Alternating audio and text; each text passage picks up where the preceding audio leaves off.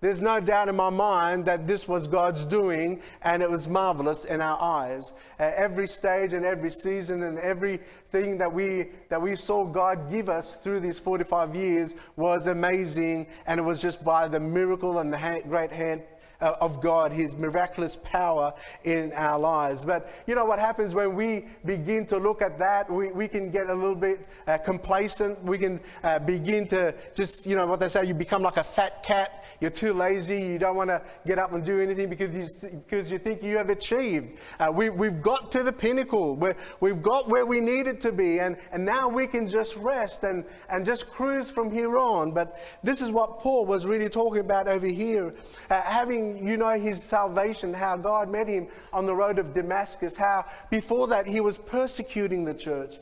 He was zealous in his thinking that he was defending his faith and the law and putting Christians in prison. But the Lord met him on the road of Damascus, and he was saved and he was converted. And from that time on, Paul began to follow after what the Lord had called him to do.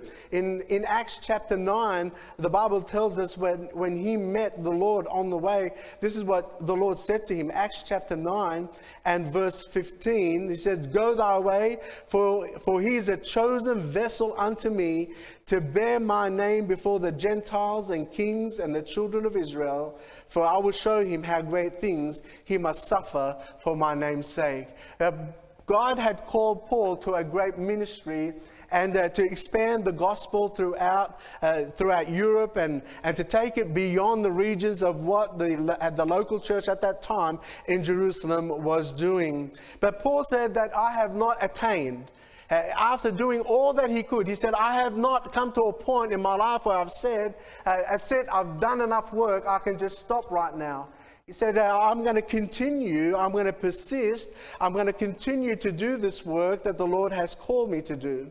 And so we as Christians, we ought not to come to a point in our life thinking that we have arrived. It's a dangerous ground when you as a Christian, and you've been a Christian for a long time, maybe 30, 40 or 50 years, that you think that you have now attained a level of perfection or sanctification, that now you're complete and there's no more ground for you to go. It's a dangerous place to be, friend.